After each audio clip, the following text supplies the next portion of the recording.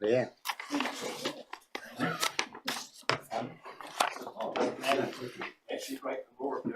Good afternoon, councillors, and welcome to the council meeting on Wednesday the 7th of September. And we'd also like to welcome staff and public and also the Long Beach School ambassadors. And I'll call for apologies, but everyone's here, so there is none. Next item, I'll call for extraordinary business. I know of none. Anyone got extraordinary business? There is none. Declarations of interest. Councillor Cameron.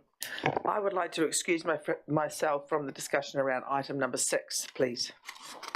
I declare a conflict there. Okay, thank you for that. We'll move on now to public forum, and Harriet Sutton, if you'd like to introduce the 6 senior students we've got here from Long Beach School. They're going to talk to us about their leadership program, so if you'd just like to introduce them and hand over to them. Yep. Hi everyone, my name's Harriet Sutton and I'm the Year 7 and 8 teacher out at Long Beach School. I've been there for a couple of years now and decided that I'd take it upon myself this year to completely revamp our leadership program that we have got out there. So that's where we have come up with the Long Beach Ambassadors. We have got 6 very enthusiastic leaders today who are going to be sharing with you our Long Beach Ambassador program and also a proposal that they have got for you to make a few changes in regard to the speed limits that go past our school. So I will pass it over to the children. Thank you. Thank you. Long Beach Ambassadors, the floor is yours. Good afternoon, I'm Holly Burrows and I'm head girl of Long Beach School. And I'm Edward Pottinger and I'm head boy. Tēnā koutou katoa, ko mea hati maunga, ko haki atu kainga, ko haki atu awa, ko Kenneth tuku papa, ko Catherine tuku mama, Pottinger tuku ingoa whānau, ko Edward tuku ingoa. Nō reira, tēnā koutou, tēnā koutou, tēnā koutou katoa. Tēnā koutou katoa, ko e raki ti mangoa, ko haki te eri ti kāinga, ko Rikaia ti awa, ko Stephen tuku papa, ko Karen tuku mama, Burrows tuku ingoa whānau, ko Holly tuku ingoa. Nō reira, tēnā koutou, tēnā koutou, tēnā koutou katoa. Hi, I'm Taylor Quaid and I am the reporter for the Long Beach Ambassadors, and basically my job is to create posters for the events that we have organised, and also it's the end of the month, I think. My job is to create a report of what we have done and what we have organised in that past month. Kia ora, I'm Rose Mackay. I'm the historian for the ambassador team. My job is to take photos during whole school events and at the end of the year help create the yearbook. Kia ora, my name is Addison Griffiths and I'm the secretary for the ambassador group. My job is to take notes and help run the meetings as well as help with organising and yeah. Hello, my name is Harry O'Connell and my job is treasurer, and my job is to count up all of the money we get from events, school events, and yeah.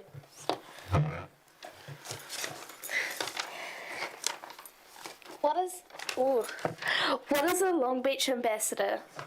A Long Beach Ambassador is a Year 7 to 8 student who encompasses and lives our 6 C values: character, collaboration, citizenship, communication, critical thinking, and creativity. These are all things we had to show in our application for the Long Beach Ambassador team. An ambassador is committed to working collaboratively and working towards having a positive influence across Long Beach School.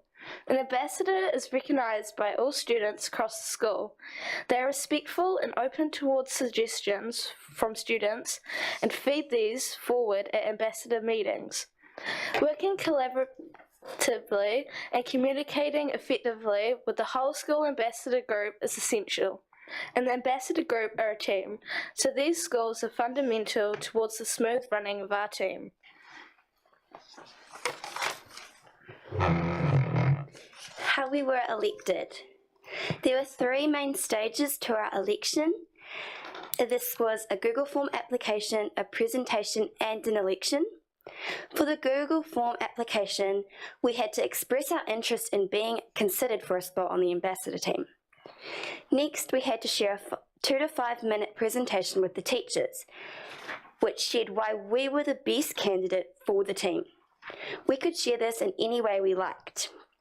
Lastly, we had an election. After our presentations, the teachers made the decision on who the team would consist of. From here, we were presented in front of the school with our badges and were declared the ambassador team. And we've also been able to develop a lot of skills as ambassadors, such as teamwork. So during our meetings, we are able to discuss our ideas and collaborate and help organise events with each other's opinions. And yeah. Another skill we have developed is delegation. Delegation is not one person doing everything. Is everyone is working together and doing different things. For a fundraiser, so one person is making the poster and someone else is doing the decorations, and it's not just one person doing everything.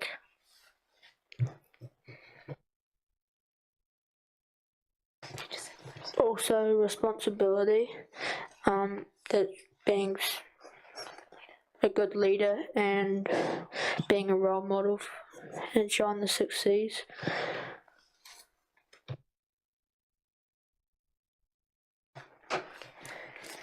Highlights from the year so far would be Anzac Day service, where we contributed by placing a wreath to commemorate and remember those who fought in World War I and II.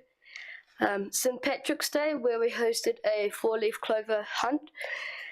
Westpac Warrior Wednesday, where we raised money for the Westpac Warrior Westpac Foundation. And the latest one would be Daffodil Day, where we raised $508, which were all donated to the Cancer Society. Coming soon, we've got World Diabetes Day, which we'll be fundraising for that, and Gumboot Friday.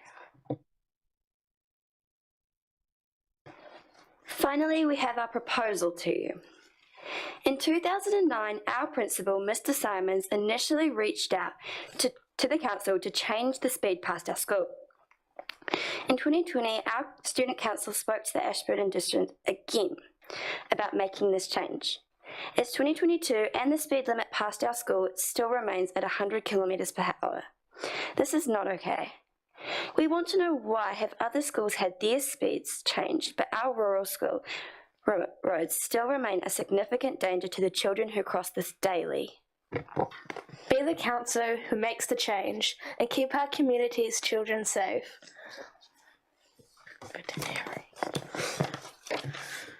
Thank you very much for giving us the time to share with you what our ambassador team is all about.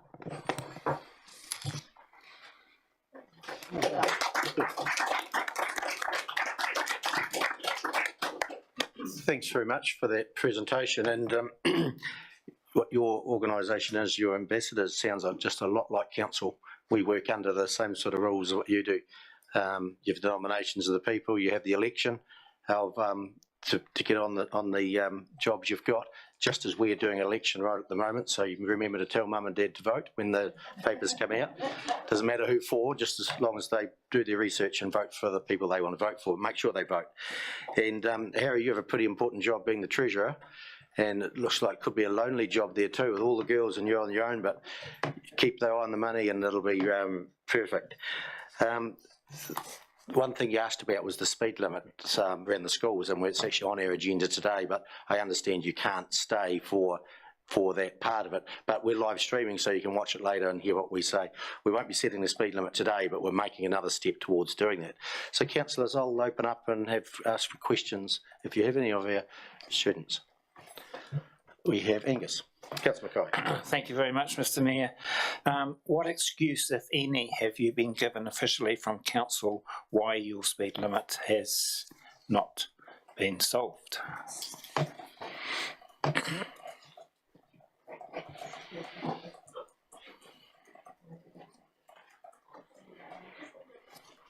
I don't think we don't know if we have one.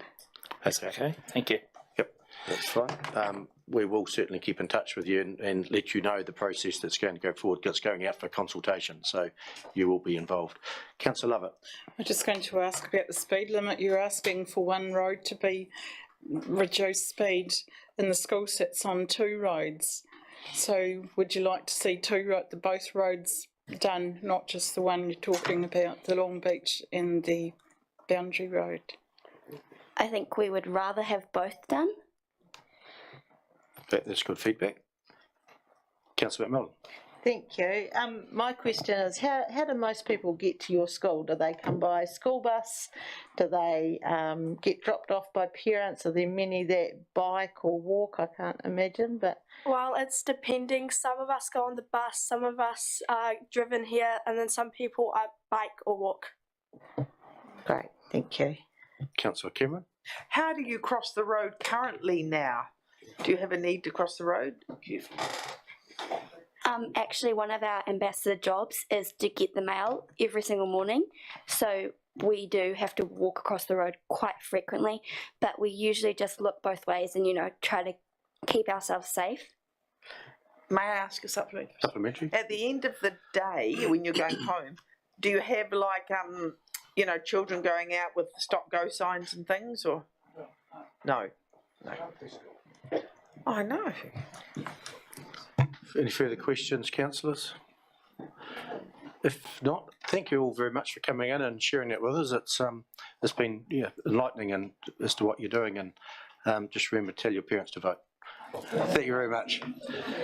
You're more than welcome to stay and listen to council for a bit. I know you've got to get away to a technology class, I think, but if you've got 5-10 minutes, you're more than welcome to sit at the back and listen to what council does if you wish. The choice is yours. So thanks very much for coming in. Well done. Councillors, next item on the agenda is confirmation of the minutes, and on item number 4, page accuracy of the minutes, page 3 and 4, any changes or additions? Page 5, page 6,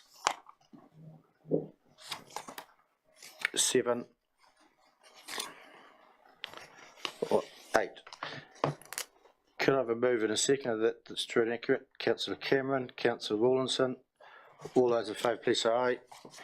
Against, carried. Thank you.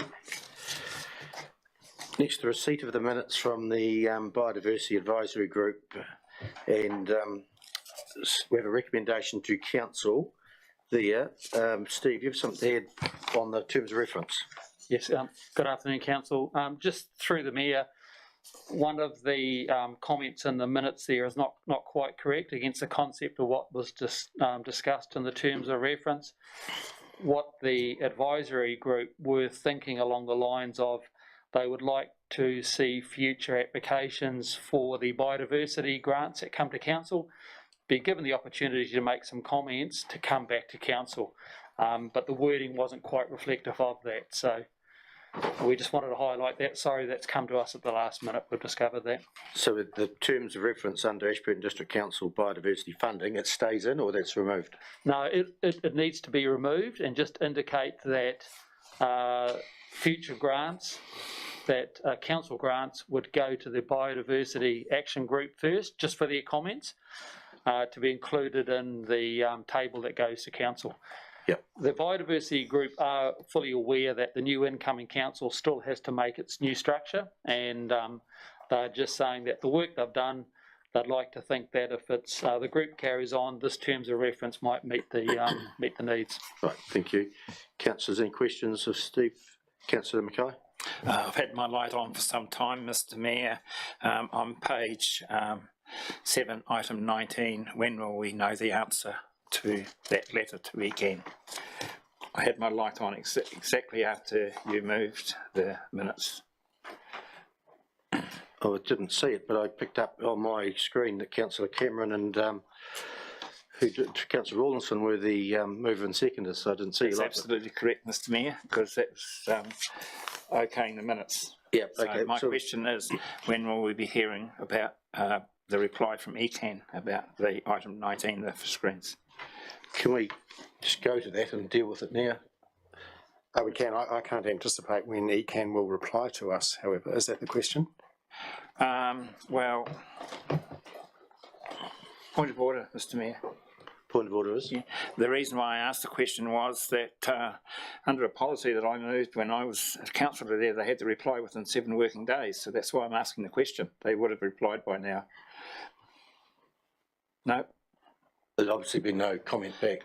No, I'm not we've had aware of any, comment no. back. To follow up on. Yep. Okay. Thank Councillor Flynn. Thank you, Mr Mayor. My light went on within a nanosecond of Angus's. Basically, just coming back to item 15, the rates instalment 1 penalty, we delayed that because of the contractor's inability to deliver the rate demands on time. Did that lead to any noticeable change in the amount of rates penalties or anything like that? Yeah. We'll take Leanne, if you answer that very quickly. Through the chair, there was no change. I did a check and we got the same level of payment as we did the prior year. But councillors, we're done with the minutes. We're now into biodiversity. Councillor Wilson, it's on biodiversity terms of reference. I'll save you any further embarrassment. My question's in biodiversity. Thank you.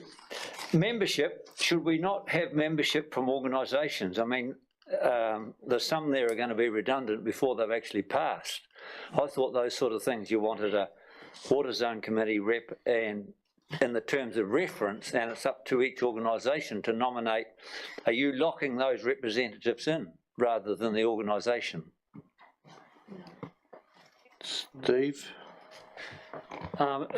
Through the mayor, the intention was to identify the organisations, as the council has stated, but the members felt they would like to see their name in there, but did recognise that the members could change over the time of the life of the body.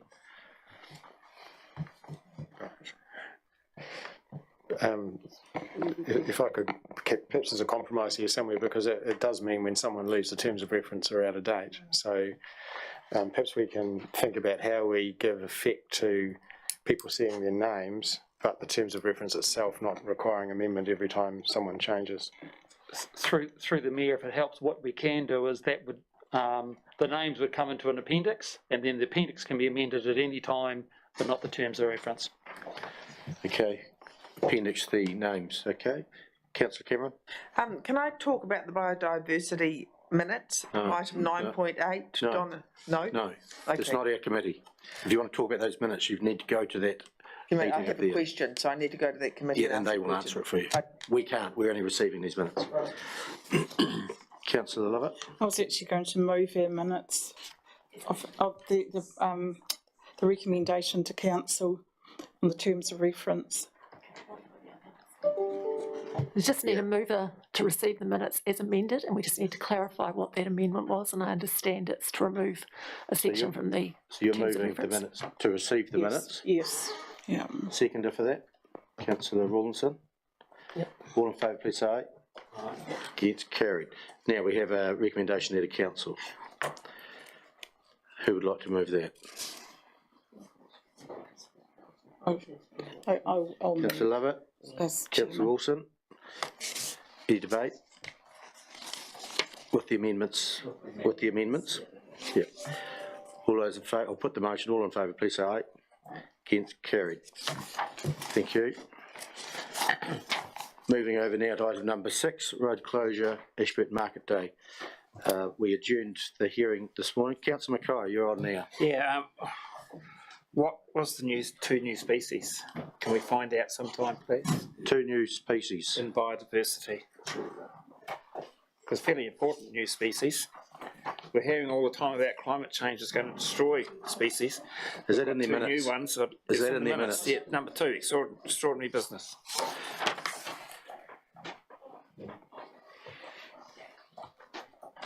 We're receiving the minutes, we're not discussing their minutes.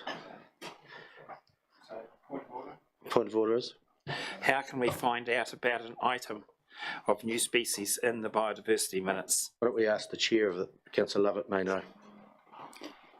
There are actually 2 new plants. They've been, there was, I think they're very rare, and they're on a biodiversity officer would be better to explain it to us, but they've found 2 new plants and they've had them up in a nursery and they've propagated and they've just been named. Steve, can you add more?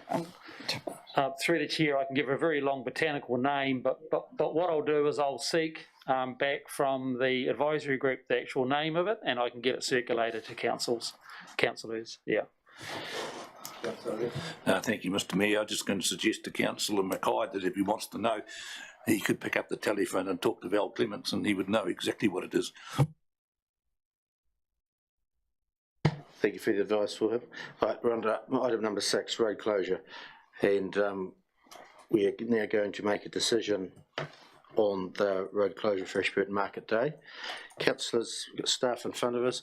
Do you have any, in a report, any further clarifications or questions of staff? You have the minutes of the, or notes of the hearing this morning have been emailed to you, summarising what was said at the meeting.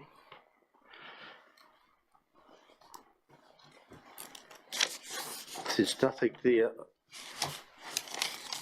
Councillor Mackay. Mr. Mayor, is there a cut-off time required for health and safety and insurance from the applicant? Can we please be reminded of what that is, if there is one? What's the time limit that they have to have it in by? Is there so many days before the event, etc., etc., etc.? Perhaps through you, Ms. Mayor, I could comment. The risk that an applicant would make in giving it to us very close to the event is that it's not acceptable and requires work, and we run out of time. Yep. In terms of the traffic management plan, we heard this morning the roadie manager suggest 5 days was sufficient for that document. If we're being perfectly reasonable, I would imagine that the insurance and the health and safety plan should be within at least that same time frame. We should be getting it within sufficient time to check it, and if needing to work with the applicant to get it to an acceptable place, we have that time. Supplementary, off the cuff, what in your opinion as Chief Executive would be an acceptable number of days before the event to have that information to allow any questioning of the proposal plans, etc., etc., etc.? Look, 5 days will be absolutely fine if the plan is broadly okay. If it's miles away from being right, we might find that a real stretch. So it will depend on the state of the document. But we will say 5 days on the assumption that the experienced applicant will have those plans in broadly acceptable shape. Okay, supplementary question. When you say 5 days, you actually mean 5 working days, I presume. Is that correct? Correct. Thank you. Thank you. And that 5 days takes us back, with me calculating, the 19th of September. Would to be 5 working days. There would, if we. And I would just say, Mr. Mayor, that the risk the applicant takes in giving us incomplete documents very close to the event, the risk is that we can't get those documents into an acceptable shape and the event can't proceed. So the incentive for the applicant is not so much to have a deadline date as something to aim for. We would always say get these documents to us just as soon as possible so we can work together to get the event run. So there's always risk the later we leave things. Councillor McMillan. Thank you. Just a question so the application is for the closure of East Street between, but Burnett and Tancred, because they are now one way, they're going to be affected as well. We heard from the applicant this morning who said that there's a number of stallholders and they could possibly end up down Burnett and Tancred Street. So would that mean that you would have to change and apply for an application to close the 3 streets off, or is East Street, a application for a closure of East Street sufficient in that case? It is for the closure of East Street, Tancred Street and Burnett Street. So. It's for 3 streets? It's for the 3 streets, yeah. Because if you close East Street, then Tancred Street and Burnett Street basically can't operate. I realise that, but it just says at the top, it's just for East Street. Our recommendation in the report is that all 3 roads are closed. Okay. From the chair, no, I have a question. At the hearing, it was discussed about vehicles on the grass and damage done. If it was the closure was allowed to go ahead, what policies or procedures do you have in place to protect council's infrastructure? Through the chair, the various managers of the departments would put conditions on a consent. So our open spaces manager would put conditions on what can be done on the green space around trees, what can and what can't be done. Our roading manager would look at any vehicle access over footpaths wouldn't be allowed because the block paving hasn't been designed for that. So we would just work with conditions and apply conditions to the consent that need to be met. Okay. Councillors, no more questions. I'd like to move that council approves the closure of the following roads: East Street, Tancred Street, Burnett Street, with the times in the report, subject to conditions of traffic management plan, health and safety plan and insurance policy cited by the 19th of September. And if those conditions are met, then the road can be closed for that event. That's what I'd like to move. Councillor Latham. I'll second that, Mr Mayor. And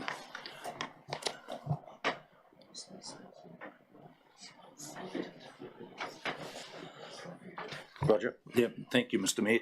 Yeah, I'm happy to second that. I listened with interest this morning. I felt the submitters' evidence was credible. I felt the objectors were maybe a little light on evidence, although I understand the position that they were coming from. And in my opinion, the only reason staff recommended declining this application was because of the traffic management plan and insurance matters being presented. And if we can solve those, then it should be all go. So I'm happy to support your motion. Thanks. Moved and seconded. I just add to the motion that those plans are acceptable to staff as well. Yep. That they need to be in the proper structure. Mark?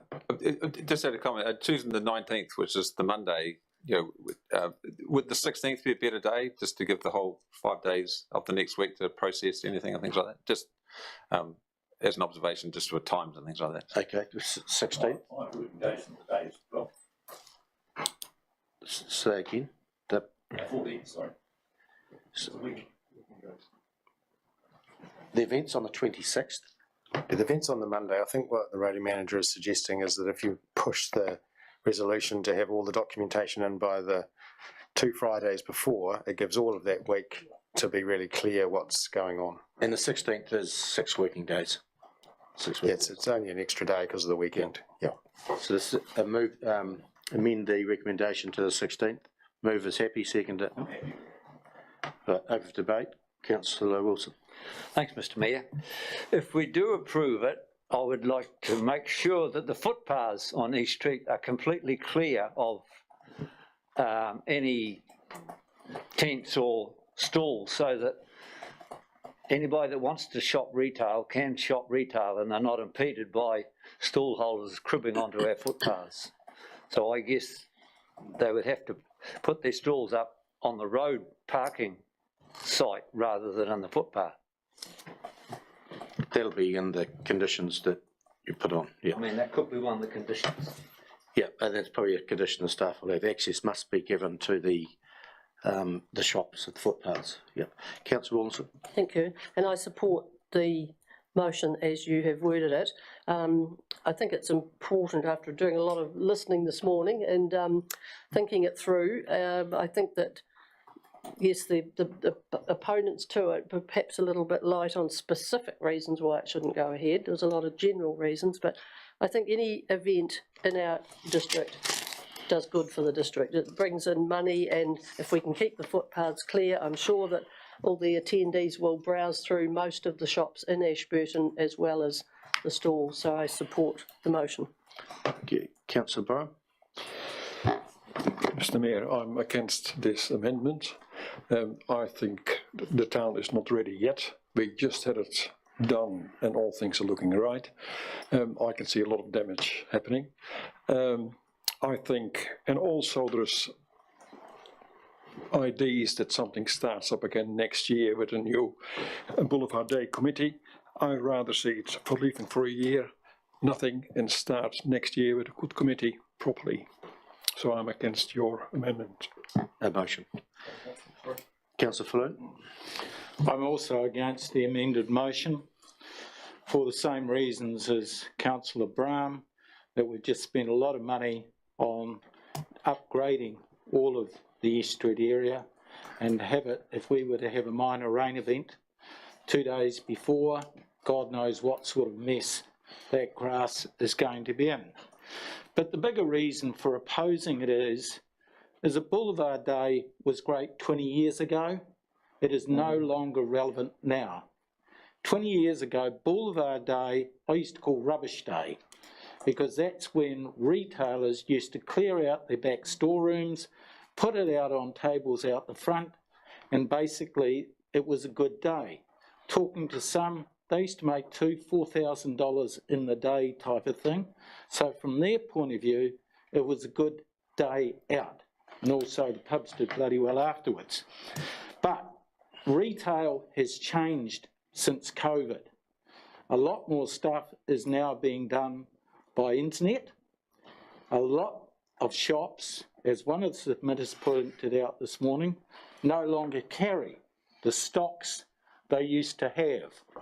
And so therefore, they do not have the stock to go out. So what have they been replaced with? They've been replaced with a lot of small traders, which everyone supports. They can come down and they can do their setup, their stalls, and sell their knitting and what have you, homemade goods and that sort of thing. Great. But the bigger part is being used by food trucks, and also what I call by professional flea market operators from Christchurch and Timaru. So do we want to attract those people in on the main street of Ashburton who are also there in competition with our own retailers?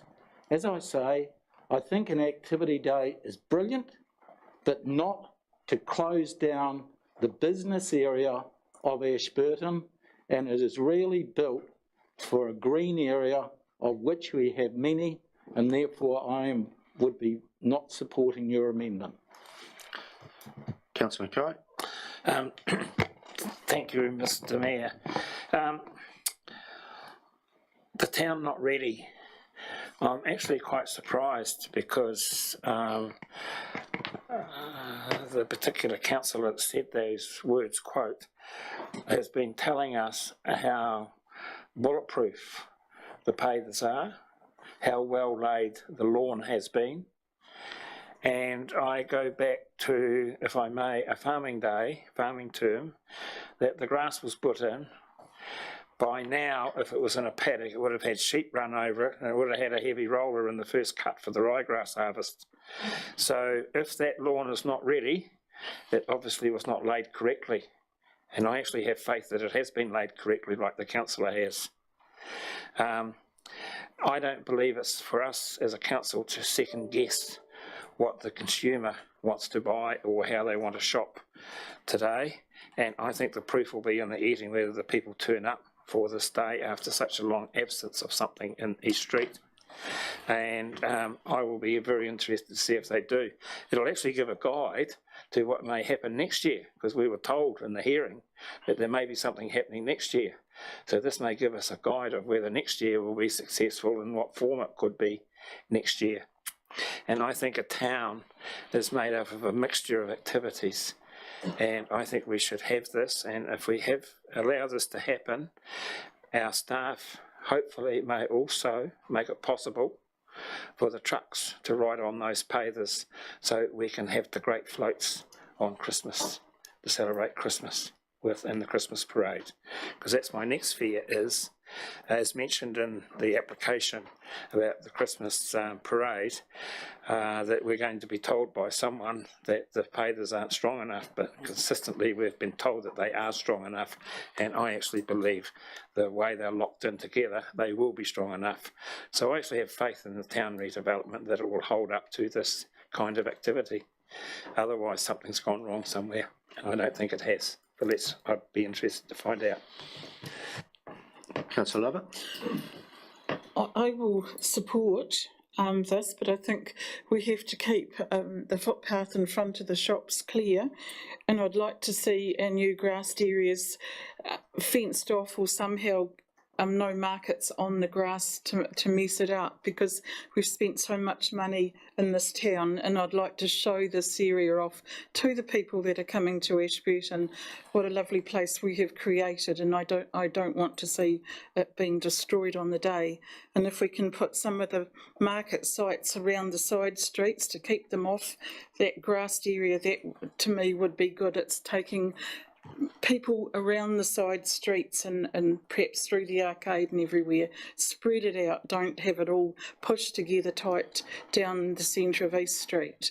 I think we can do a lot better, and if we can work with staff to make it more pleasing, I think that would be good, without destroying what we've got. As mentioned earlier, the staff will have conditions on where they can go and where they can't go, and what they can do and what they can't do. So that'll be in their conditions to protect the council assets. So it'll be in the conditions that they put on. Councillors, anyone further speaking for or against? Does it look like I've got to put the motion? I'm in favour. All in favour, please say aye. Aye. Against? 1, 2, 3. Abstained? 1. Passed. Thank you. Recorded against. Record against. Yep. Item number 7. Interim speed management plan. Mark, you further to add? Martin as well. Yep. Just a couple of things. Just reinforcing this is getting approval to go for consultation. It's not approving speed limits and changes and things like that. It's consulting on the speed limits with schools in particular being in there. Just Long Beach School, is it Long Beach School's included in there? It's in there as a variable 60 speed limit for a school, which is a category 2 school, which is mainly rural schools with no walking or cycling facilities to get access to it. It hasn't been enabled to have a lower speed limit under previous rules and guides, and getting approval from Waka Kotahi for a reduction in a rural school. But there's a real push to actually turn it. So Long Beach School, along with other rural schools, have actually got the ability to actually reduce the speed limit of those now. And so it's included, and probably just given the previous presentation from Long Beach visitors, I think should send them some information on that and sort of prompt them and give some reasons why, given they had to leave the meeting before the hours. The schools, it's more than school, just the school frontages now. That is the general, it's the, for speed limits, is actually the Route 2 schools as well, so extending further than just the frontage, which has sort of been the case previously. It's actually where students are walking or cycling to, so that's why some of the plans and some of the proposals are extending long away from where the actually school boundaries are and that sort of thing. That's why they are the way they are. But also there's an overlap of some schools. So in Ashburton, for example, there's 3 schools that are quite close by. So you do the frontage and the extension for one, and you don't have much of a gap to the next one. So the decision's been made to actually consult on having that whole area as the 30 speed. It might look like a big area, but it's actually the overlap of the schools and things like that. So that was probably enough extra information, but welcome any questions, and if I can answer them, then Martin will probably be able to. If not, we'll get back to you. Okay, thanks. Councillor Wilson. Thanks, Mr Mayor. Item number 6. You talked to schools, Waka Kotahi and NZTA, which I thought were the same, the police, but you never talked to the local elected people, and we have got our feet on the ground. So I think you should have talked to us as well as those people. And then I go down to number 14.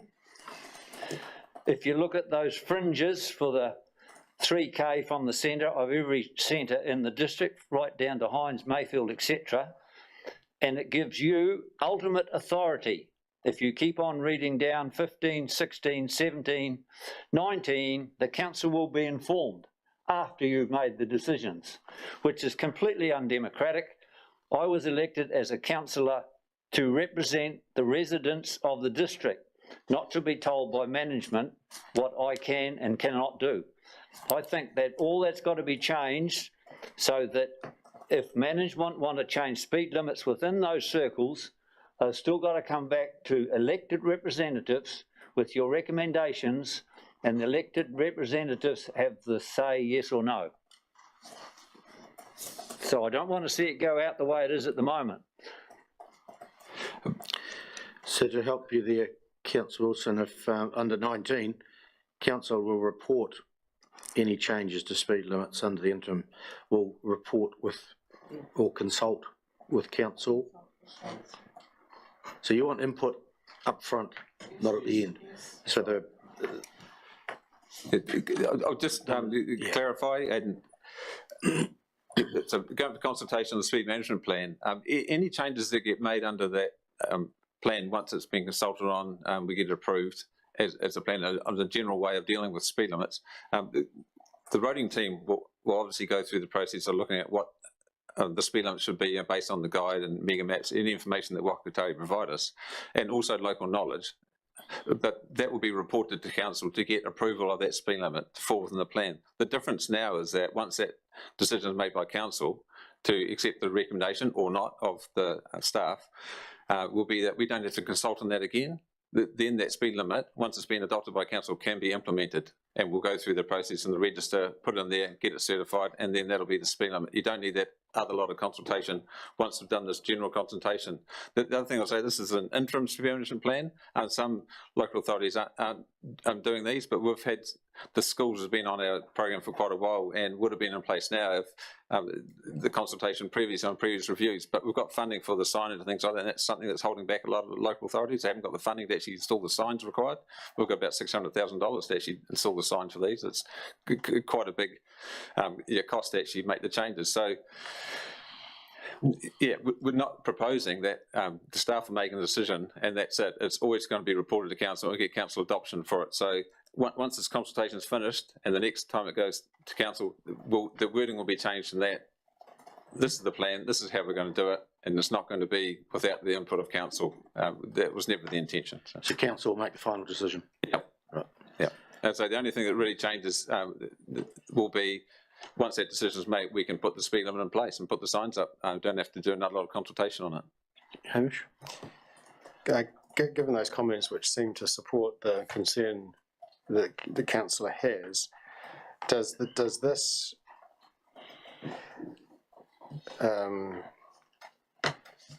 are we clear that what we are about to adopt gives effect to that?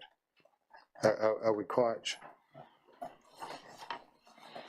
So I just want to make sure that we're actually all are really saying the same thing, because if we agree that that's what we intend to do, I want to make sure that whatever we go out with accurately reflects that discussion. Are we confident we've got it? Yes, we will be. Just in discussion with other staff, our engagement plan, or the engagement that we're doing for the consultation, we'll make that clear on there. We've already started on that based on what we know about it, but we'll certainly make that change and make it clear that that's the process. It's not that it is consultation on principle of speed limits rather than actually specific speed limit from here to here. It's the principle of having outside schools, and I don't think there's going to be too much opposition to do speed limits at outside schools. It's the extent of it that we're probably going to end up with, and that'll still be a decision of council once we've had the consultation on reducing speed limits at schools. This is a starting point for that. Hopefully we can get through it fairly quickly, and this financial year we can actually install in place with the intention of schools in particular to have them in place by the start of the term next year. But we'll see how we go. Councillor Wilson? Supplementary, but I wanted confirm that the wording will be changed that goes out for consultation. Yes, it will be. And another supplementary, the Wakanui Long Beach School came in with 40 between times. We're proposing 60 overall. Have you got an opinion? I thought 40 overall would endanger them more than 60 general. What's the roading team opinion on those two? Well, currently the rule in the guide is 30 is the starting point for all schools, urban and rural. But the 30, you can go away from that. So 30 and 60 are the two options. 60 for rural schools where there is no footpaths, cycle lanes and things like that for it. So that's why the rural schools are 60, but a 60 variable speed limit. So that's why it'll operate as a 60, give that extra warning of a digital sign flashing at the times when they're at morning and night. But outside of that, it'll be still the 100k speed limit, and you have to cross the road with care like you normally do. And it's on all the roads fronting that's at Long Beach School, as an example. So, yeah, the variable speed limits, you're not able to have a 40 speed limit, and certainly not able to have one with a sign that has between those times. It's just not permitted now. It's either a permanent speed limit at a school or a variable one with the electronic signs to say it's a variable speed limit. One of the issues with variable speed limit, and I really like those, is the cost of putting them in at 23 schools or how many we've got in Ashburton. The cost is prohibitive. But we're going to do it at the schools, rural like Long Beach, to have those variable signs in place. Councillor McMillan? Thank you, and one of my questions was about the timing, so I'm pleased you've cleared that up. But you've got here that the interim management plan will include setting speed limits in, and you've got the developed areas to promote a safer environment. So I'm guessing that while State Highway 77 is not ours, that will be included going forward. So it'll mean that for our out of Methven towards the walkway, it'll make it easier to reduce the speed going forward. Waka Kotahi are also putting in interim street management plans. So there are separate street management plans for the state highways as the schools. We've had discussion in relation to schools, because we've got two schools, I think, that front onto the state highways as well. So we do have to align those. Ours will probably be in place before the Waka Kotahi one, so we just have to work with that. But I know the Methven speed limit that you refer to, which isn't a school one, is included in the interim street management plan, which they are putting out for approval at their board and things like that, so, and consulting on. So. Thank you. And just supplementary, so you're talking about the two schools that are on state highway, so that's Mount Hutt College and Our Lady of the Snows in Methven. There may be more. So how does it, I know this is all about speed limits, but getting people safely to school is really, really important.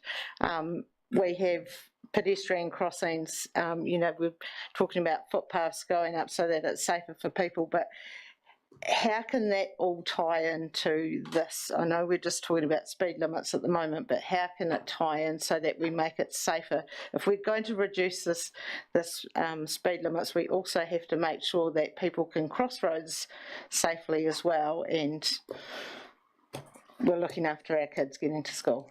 Well, as part of the 24 to 27 speed management plan, it's not just about speed limits, it's speed management, and that includes infrastructure work as well. So we'll be including that in our long-term plan and what we want to do to make changes. It does require funding, so I'm not saying the easy thing, but the simplest thing to do for a start, and talking with other RCAs, this is probably what they're going to do as well, including Christchurch City, is that the signs in first is the first thing. Road markings, additional road markings may be the next thing, and then infrastructure, which costs more, will be the last part of that, which we can apply to get funding for. We just haven't got it at the moment. We just need to go through that process. But yeah, the signs are the first thing. Sometimes they can be the easy thing, and that's what we want to get in place first, and then we can go from there. And I think it'll develop over time because we want to be consistent no matter where we are at a school, whether you're driving to school in Ashburton or in the far north or in Invercargill or in Christchurch City. It should be pretty much the same sign, so that actually you're aware wherever you are, where there's a school and where you should be slowing down, not just a sign saying 30. It needs to have a bit more explanation on that, but that's the next step. Just before I go to Councillor Lovett, the 600k you've got in budget, how much of that is subsidised? Yeah, that's at 51%. So. 51? Yeah, it's a part of our normal FAR. Thank you. Councillor Lovett? Just to clarify again, the 3k shaded area either side, we have control to reduce that down because it's very excessive out in the country. 3k's away from a school, the shaded areas you've got on the maps. They're not going to stick with that. We can bring it down if we choose. Yeah, it's probably talking about two different things. We're talking about schools and we're talking about what's urban fringe or peri-urban, so perimeter of the urban area. It's those approaches to the townships where it's already got 50 or a lower speed limit. For example, Racecourse Road coming in, the town where you got lifestyle blocks, it's not urban, you can have a lower speed on that. So that's part of that peri-urban or urban fringe that we're talking about, that we can make a call on where it goes. And if it aligns with the plan, we can bring it to council, say we want to reduce the speed on Racecourse Road for this distance down to 60, for example. You approve that, we can put the signs in and do that. So it's just getting that reduction coming to the township rather than just a straight 50 from 100, or we could have 80 or 60 or whatever applies for that particular site. So. Because I don't like this business of speeding then straight down to 50. You need that. So that will cater for that. Yeah, we seem to have got stuck on the as relating to schools, and I just wonder, why do we have to actually include urban fringes in this management plan for local roads? To me, it seems more important to do it for schools because that's the main safety part. To me, having it on all urban fringes is just crazy, and particularly for small villages like Mayfield, Hines, who are on state, in fact most of them are on state highways anyhow, but having 3 kilometres is ridiculous. We'll get to, well, like it is in parts of France, where by the time you get to middle of town, you've gone through 3 or 4 different bloody speed level changes. Now, if all of those speed level changes, and I take what you said before about schools, any changes to speed limits around schools will come back to council for final consultation and approval. Is that correct? So the same would happen for any urban fringe. Well, could we have that stated somewhere, please? State in the minutes. Yeah, just clarify that the 3 kilometres, does that mean if we consult on that and the plan gets approved on that basis, that means we've got the ability to make changes if we think they're necessary. If a resident approaches us within that 3 kilometres, we can make the change. Report to council saying we want to reduce this to 60 for these reasons because of the residents there wanting a change. At the moment, if a resident on Racecourse Road comes in, so the speed limit is 100 past our place, it's too fast, we haven't really got the ability to change that other than in isolation just that one road. This gives the ability to actually apply a similar thing to, but it's not saying it's going to go out for the 3 kilometres. It says anything within that 3 kilometres that's appropriate, we'll put it in place and report to council, get council approval for it, and then we can actually install it. The intention of the rule was to actually make it a bit simpler and reduce consultation. The first stage of that actually requires more work, but once it's in place, we'll make it a lot simpler to do, which is what I think councils have generally been asking for. We've just got to go through the pain of the first lot of plans for a start and the consultation, now discussion and adoption of a plan on what we want to do. Councillor Latham. Thank you, Mr Mayor. I lean towards Councillor Wilson and Councillor Falloon, and regarding who makes the decisions here, I'm comforted by what the officer has said, but I just point out in paragraph 14, it says the roading team will determine the speed limit as required. And then in number 17, it says the roading team will determine the speed limit required for the active user's safety. And then in 19, it says council will be informed of any changes to the speed limits under the interim speed management plan. And as I say, I'm comforted by what the officer has said about how it will operate, but I think that wording should be changed to make it absolutely clear that it's the councillors that sit round the table that will make the decision on the advice of the roading team. Is it worth putting a number 20 that council will make the final decision? Certainly you can do that, but in our consultation document that will go out with this, we'll make it perfectly clear that is the process and that is the case. Yeah, also a comment, it's actually no different to what it is now. The staff determine the speed limits now and report to council on what it is. So it's a different legal instrument is the National Speed Limit Register that it's done through, but it was done through our bylaw previously. So the team would review the speed limits, come up with a proposal, put it to council, you'd adopt it, then we'll consult on it, and then once it came back consultation, then we'd adopt it. So we're not planning on changing that at all. It's just that final lot of consultation is not needed. It's just consult on the plan. Team will determine what the speed limit should be based on the information we've got, report that to council, and either adopt that or any changes, and then we can go from there. So. Right, I've got 3 more questions, 4, then we're going to get a recommendation underway. Councillor Wilson. And my question is, why have a 3 or 4 kilometre circle at all? It's an absolute waste of time. You might need to go outside that, you might need to go inside it. Why have a 3? I mean, you're going to put up a proposal for a speed limit within an area that somebody's demanded. To me, it's irrelevant. Why have a circle? It's irrelevant because you're going to make a decision, aren't you, on the necessity of the actual position, regardless of whether it's 1K, 5K. It's going to be, will be making a recommendation on the safety of that particular area, not necessarily within 3K. Council will make the decision, but their proposal will be within that circle. Yeah. The 3 kilometre, Martin may correct me, but he looked at the townships and things like that, and that's covered that urban fringe as far as it is at the moment on where we'd need to go. We wouldn't need to ever go outside that, and any requests that we've had have been inside that. It was just giving the scope to be able to actually make those changes a bit easier. If we said it's just take them on a case by case, then we have to write that in there. So it was just seemed to be easier to actually cover an area, and then anything within that we can actually assess and put to council and say, yes, on this one we want to. It wasn't done to actually try and limit us. It was actually trying to make it a bit easier in the future. If any request came in, if it falls in that area, we can automatically make that change without having to consult on it again. If it falls outside it, then we'd have to consult on it. So making it a bit bigger just made it a bit easier. That was all. If you want that removed, then that can be a choice, but I think it might make it a bit harder for us to actually make that decision. I can see it makes sense to have the wider scope. May not need it, but you've got the advantage of using it. Councillor Flynn. Thank you, Mr Mayor. The question relates to if we have the 3 kilometre limit round urban fringe, what happens outside of the 3 kilometre limit? We want to do a change, or someone applies to do a change. Does it have to go through a full consultation process at that, or what happens? Just referring to this is an interim plan that we've chosen to do.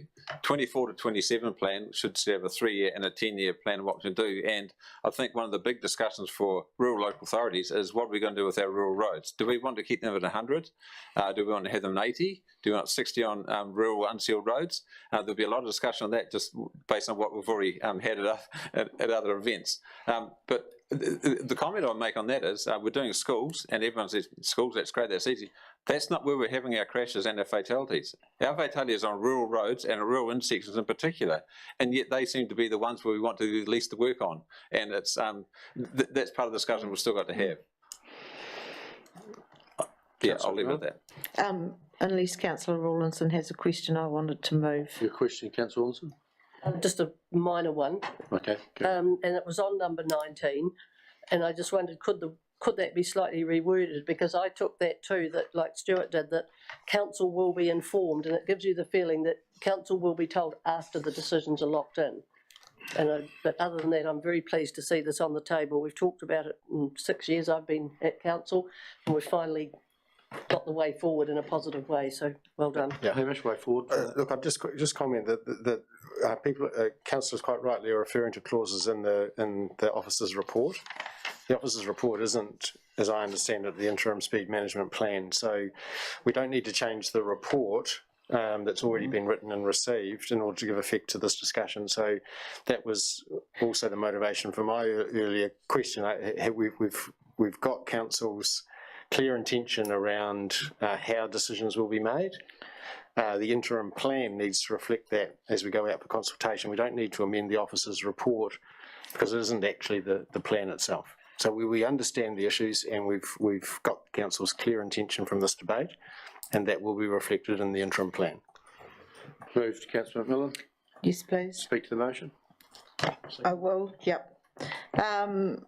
As we heard from the Long Beach ambassadors, their principal put this proposal forward in 2009. It's a long time ago. Since then, we have invited Mr. Simons to come along to our road safety meetings, which he has attended when he's been able to. So I think this is something that is fantastic, especially around our rural schools. So really looking forward to getting the consultation out and to hearing from the principals and everyone that attends the schools, and going forward from there. Seconded, Councillor Graham. Yes, it was, and also point 1 tells us exactly what happened in 2019. The council set the 40 case for urban school areas and 60 for rural. So what are we worrying about? Speakers for or against the motion? I'll put the motion. I'm in favour. All in favour, please say aye. Against? Carried. Thank you. Item number 8. Thank you, gentlemen. Federal funding, proposed projects. Tony.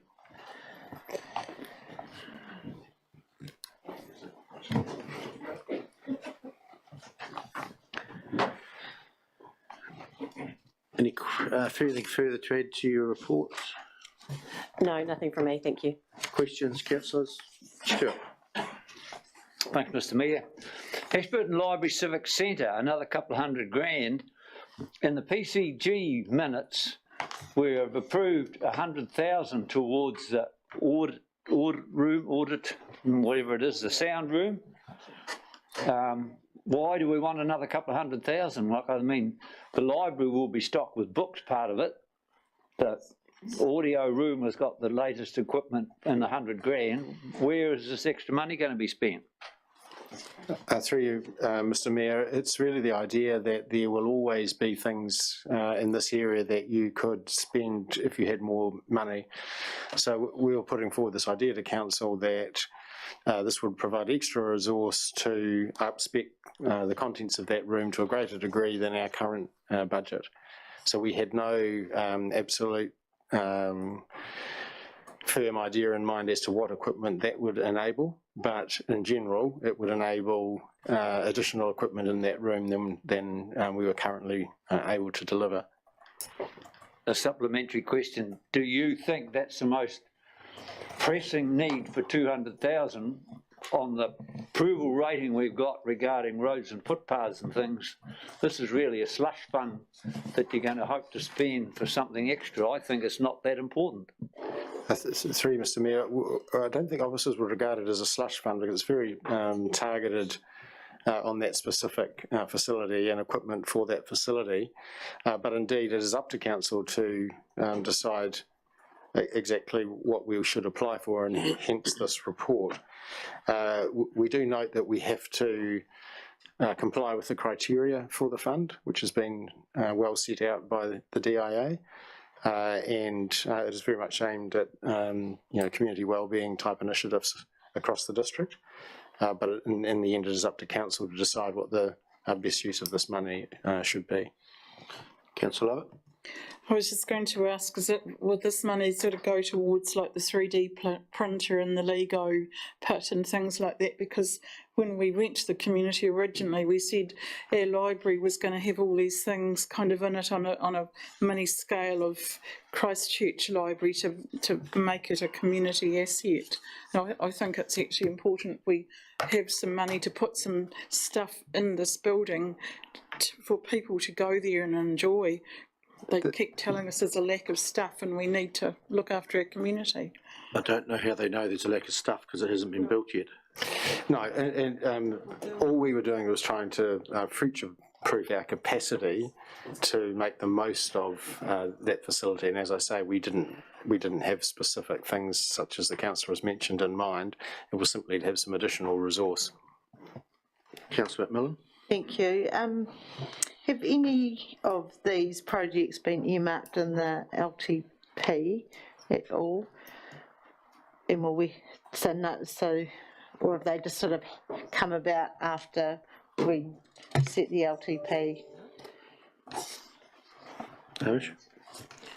Leanne. Through the chair, one of the criteria is that it cannot be in the LTP, as I understand it. Oh, okay. Yeah, so the criteria for the money is to try and get things done that wouldn't otherwise be done. So if they were in a council's LTP, the assumption is the council intends and has the resources to do them, therefore Right. these things are over and above. Okay, so the Fairfield Freight Hub was never in the Fairfield LTP? Freight Hub was a really interesting one because of the timing of the agreement that council had already reached. We expected that would have been dealt with and completed prior to the need for the LTP, for the next LTP, and therefore it's not in the current LTP, but in council's made its call on it, but the funding sits slightly outside that. Councillor Brown. Thank you, Mr. Mayor. I'm quite happy with the mixture of the projects. Question? And the question is the Fairfield Freight Hub, that's on page 39, it mentions there improved connectivity between the east and the west side of Ashburton.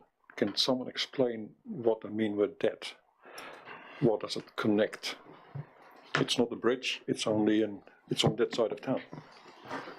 Thank you, through the chair. So that's referring to the fact that at the moment when we are having trains loaded in the town, what it does is lock up all the intersections. So travelling from east to west or west to east, you can often get caught for, it's not a huge delay, but it can build up a lot of traffic. Okay, so it's So not moving that it out. way, it's a bit more that way. Yes. Okay, thank you. It'll mean Havelock Street crossing won't be closed as often, is what it really means. I thought it was further down. Thank you. Councillor Mackay. Yes, Mr. Mayor. My question is, after what Councillor Wilson was asking, what is actually meant in the funding criteria, paragraph 6, supporting communities in transition to sustainable and low emissions economy? My opinion would be if a car runs for less time, it would help the emissions in the atmosphere. So therefore, if the roads were better, a car could run for a lesser time. The delivery of infrastructure in criteria 2, yes, Freight Hub would apply. Some extra tar seal on Councillor Wilson's favourite roads would help. And criteria 3, delivery of infrastructure and support improvements in community well-being. I thought community well-being would be if someone felt that they were better off and had a bigger smile on their face when they arrived home without having been jerked through the potholes. So just, can someone tell me how far off the mark I am, please? That's my question. Well, no, I can't tell you if you're far off the mark or not. The criteria have been established by the DAA, and it's open for all of us to read the same words and make a case accordingly. And you may well be right with the way in which you are looking at those things and describing them. In the end, we're making an application to the DIA. They will decide whether our application meets the criteria. So that the ultimate decision maker is DIA. Councillor Cameron.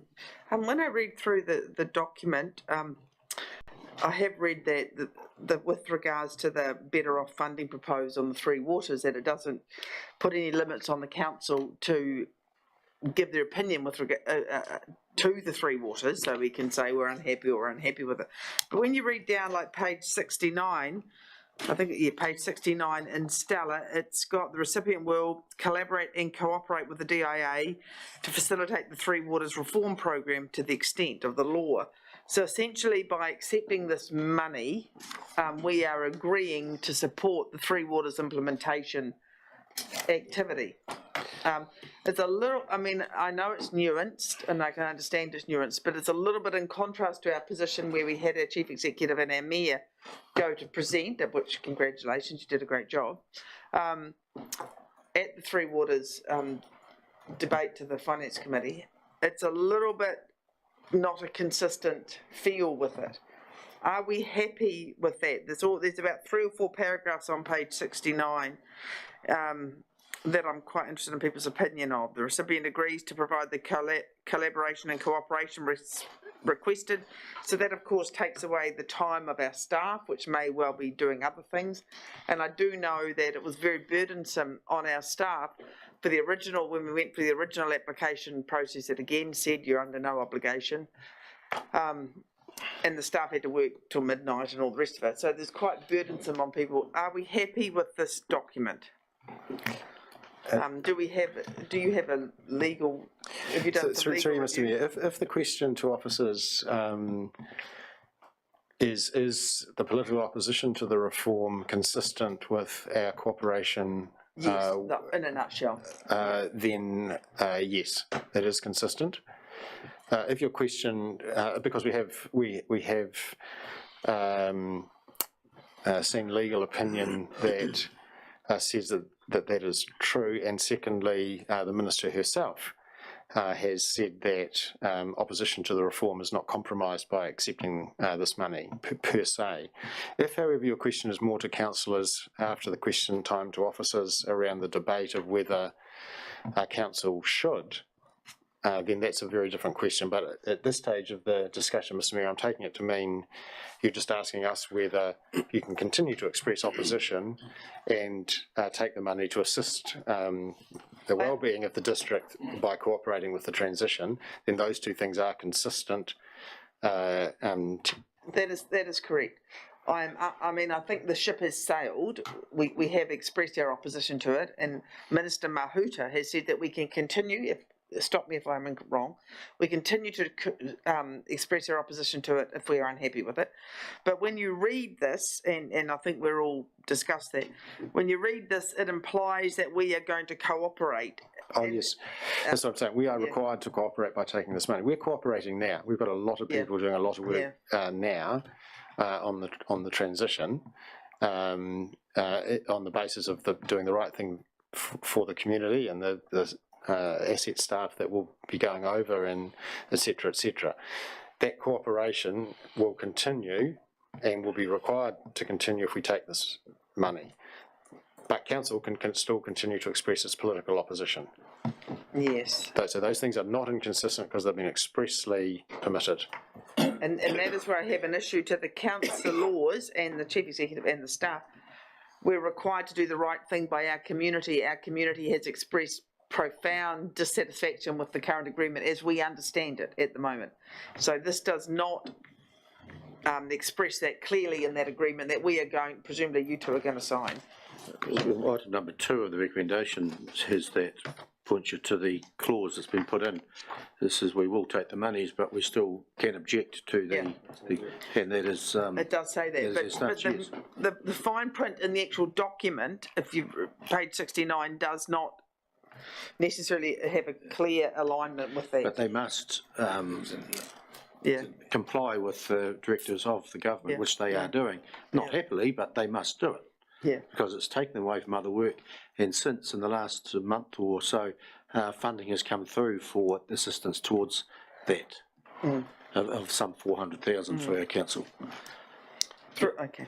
Yeah. Yeah, I just wanted to make that point. Yeah, So it was that's a good point. But yeah, Councillor Wilson. Thank you. And I did share some concerns as expressed by Carolyn about that, but I thought, well, we have to trust in our staff and legal eagles that it feels like it's a bit of a conflict between, yes, you can have the money, but you can still object. But there's a line in the sand where if your objections go over, they can take the money back. Looking at it in a very simplistic view. Well, simplistically, I understand your point, and there is I think there actually is a fine line, and Tanya might like to reflect on it. And the fine line rests in and around how opposition might spill to damage the reputation of DIA or the government, and so those, if the opposition crosses a line at some point into the integrity or the honesty of the DIA or the government, then that gets to be a little risky in terms of our acceptance of the funding. Opposing it because we don't like the structure, because we think there can be a better way, because of any of those reasons, doesn't cross any line. But if opposition goes into matters of integrity and reputation of DIA or the government, then council is putting itself in a position where they're at odds with this funding agreement. But there's a place where both of those things can exist if we choose to do so. I might just elaborate on what the Chief Executive said as well. So yeah, he's correct. That's what the agreement says. So we can't breach goodwill. What we're doing, we've proposed a couple of amendments, including clause 4.5, which provides that the DIA can't terminate this agreement and pull back the funding if they deem we've breached that goodwill or reputation clause. So we're trying to protect council from, as the Chief Executive said, there has been legal advice that it has to be quite an overt act to breach that clause, but we're just trying to put an extra layer of protection in there. So whether DIA accepts that clause, that's entirely up to them, but that's protection we're trying to add so we don't get this funding clawed back. Thanks. What I really put my light on for, though, was to ask a question around, I totally agree with the list. I thought as I read through that, it was great, but I thought to me there was one glaring thing missing, and it was the new entrance to the domain. It's not missing. It's not in a consideration. Not really missing, no. It's just, I think once those traffic lights are going, you'll find that people are going to have a terrible problem getting out. They're only going to get out at the courtesy of those travelling north. It's happening there. It's not glaringly missing, I know that. Councillor Flood. Just coming back to practicalities of it, do we apply for this money in one job lot, or are we going to be applying as we're ready to, as we have the projects ready to go? No, we will make an application by the 30th of September for these projects as listed, and they'll be granted or not by DIA. So we would expect to receive the money and get on with the projects. Right, so what happens, some of these projects, okay, additional footpaths, for example, $900,000. They give us $900,000. We spend $900,000. When that money's gone, the footpath stops going down type thing. Yeah, well, yes, or someone else, i.e. us, pays for the extra bit of footpath. Yeah. They're only going to give us this amount of money. But did I read somewhere that they're making an initial payment of 10% relatively urgently, are they? I'm not sure. Tanya's nodding though. That's correct. And the remaining 90% of progress payments. Yeah, that's what I thought. I just make, could we prioritise some of these areas where the money is going to? And the one I'm looking at is water treatment and changing rooms at the district swimming pools. I mean, if we can get that money in the first tranche, then we can have those up and running by the summer type of thing. Yeah. That's a really good suggestion. Separate to us applying for the money, but an internal process where perhaps we can do some work on prioritising and get council support or approval of the order in which we might match the funding. Councillor Brown. Thank you, Mr. Chair. Mayor, if there's no questions, I'm quite happy to. I've still got some questions out here. I know. Yeah. Councillor Latham. Thank you, Mr. Mayor. The question of not offending the DIA, shall I say. And the officer was quite right. In 4.5 it says, for the avoidance of doubt, if the recipient at any time makes any statement or takes any actions in opposition to the Three Waters reform, such statements or actions shall not be deemed by the DIA to be a termination event under clause 4.3 or a breach of any of the recipient's obligations, conditions or warranties. So, well and truly covered there. I've got no problem with it. Where we spend the money when we get it, I think we'll let the staff work out the priorities. Question, Councillor Wilson? Yes, number 3, I presume, my question is, if DIA said you can't spend it on that particular item, you will have the power to say, well, how about we put that money into one of the other items? Will we be allowed to do that? The intention of recommendation 3 is that the DIA doesn't accept our changes to the funding agreement. And with, in all honesty, I expect that to be the outcome, and I'm starting to hear other councils who are ahead of us in making their applications have also suggested changes to the funding agreement and are getting none of them accepted. So the real issue is likely to, and this is what we anticipated, the real issue is likely to be that their funding agreement, which has the concerns that Tanya has poured through and suggested changes to, will not likely be accepted by DIA, and then we have to have a process to say, well, we would have preferred that, we tried that, but we're going to have to accept the funding agreement in the form the DIA wanted in order to accept this money.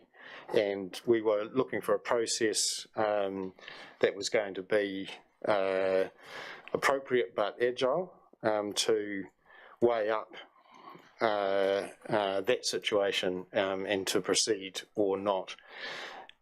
So that's that situation that was intended to cover. If DIA came back and didn't approve a particular part of the proposal, then they would be in effect seeking an alternative proposal, which we would, intention would, in that regard, we would come back to council. So that clause was aimed at the most likely situation, which is that the funding agreement will not be altered in any way from the template. We don't like it, and we'll have to make a judgment call as to whether we proceed or not, but in a reasonably slick manner. Councillor Cameron, you have a question? Yeah, I have, please. Yeah. To the Chief Executive, as a result of that, I have another question. To the template, are you talking about the template I just commented on? Yes. We've made changes to that Yes. in red. Yes. So you're saying they will not accept those changes? I think it's highly unlikely they will accept them. Okay, because to Roger's point, it's not really a matter of, you know, we can express our displeasure because we have expressed it and will continue to do so. It's more a matter of we have to facilitate the process, is what the point I'm getting at, which I'm not happy about. With regards to the list of funding through the chair, items to be funded, they all look great. We had Waka Kotahi the other week talking about the clip-ons on the bridge. They're not in that list, and that's a priority for us, but that would be they would have a 51% attached to that, would it not? Or would that be totally funded? It's not our bridge. It's not our bridge. No. So we would not. I thought one side was ours and one side was theirs. That's what I'd always been told. We maintain one side.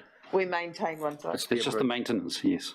Just the So maintenance. not our bridge, but we agreed to maintain them. Just sweeping and keeping the one side clean. Bizarre agreement. Is all I can say about that. Yeah, okay. It's a state highway bridge. It's not I our bridge. understand that, but it would be good to have those so people can cross the bridge safely, would be good, prior to waiting for whenever Waka Kotahi decide to do it. It's not our bridge. I know, I heard that bit. I don't come work on your house without you being asked to do it, so it's not our bridge. They'll fix whatever needs to be done to their bridge. Councillor Falloon. Thank you, Mr. Mayor. I don't know whether I read this as part of this whole thing or I dreamt it, but was there going to be some funding made available to help council cover officers' work in supplying information to DIA? Yes, so you'll see reference in this report. He said without his glasses on, but there is a... Section 18.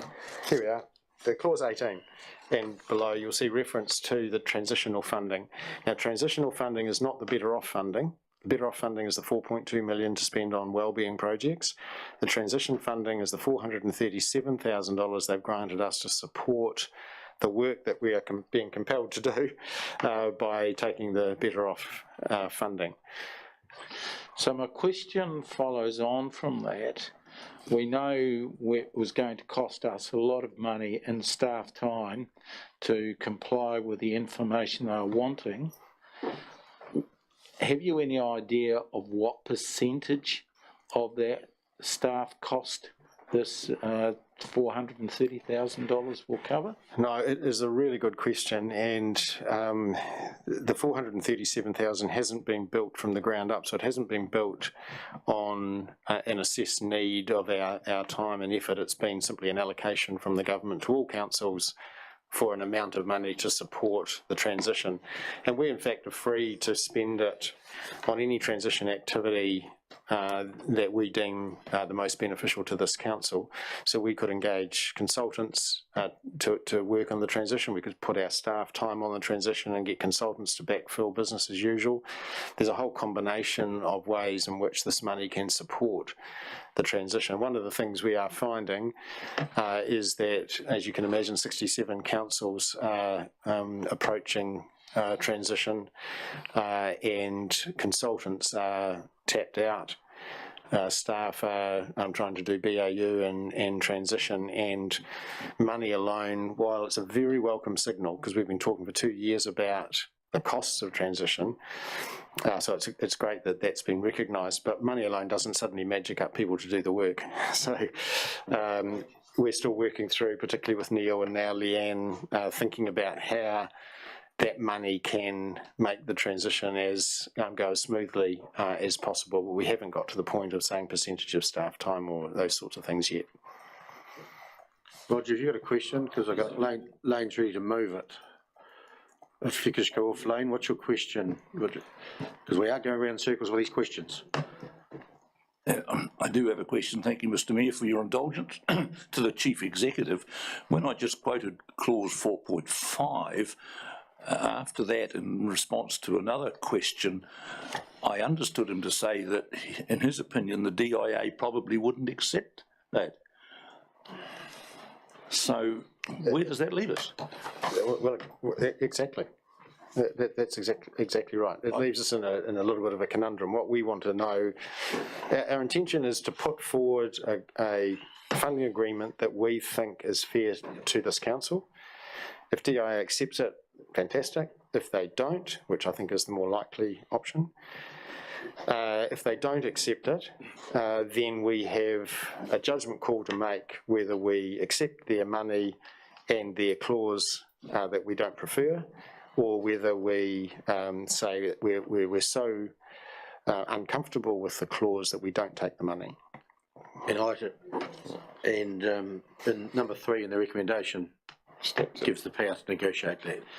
You've got to start with something. Councillor Brown, you wish to move? Yes, Mr. Mayor, I'm quite happy to move the motion on page 32, that Council approves the proposed project list in Appendix 1 for application to Better Off funding.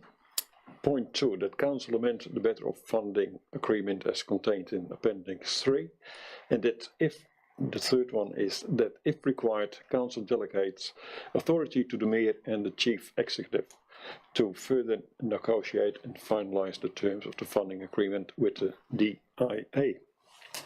Second to Councillor Lovett. I'll second it, and I think we've got some good projects here for the funding. Hope for debate, discussion.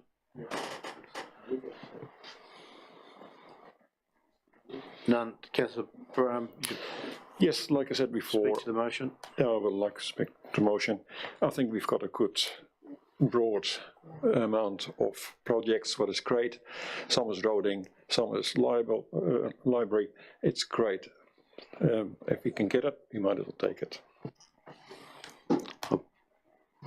Councillor Flynn. Yeah, I'd also support the motion. I mean, we may not all agree with the last detail of what we're putting up, but I think what we've got is a good mixture. What we're doing is answering what they've asked us to do and what we're doing with applying for the funding. I think it's been a good choice of projects and therefore it deserves our support. No further speakers for or against. To put the motion on favour, all in favour please say aye. Against, carried. Thank you. Item number 9, dangerous and unsanitary buildings policy review. Mel and Michael. Questions, councillor, anything further to add? Mel? Nothing further to add, thank you. Questions? I just have one question. I was reading in the paper the other day of a house that had been burnt and it's been left for a year now, and it was in the paper. There's nothing you can do about that, apparently, from what I read in the paper. So how is this policy going to assist you, or and if it can't, should it?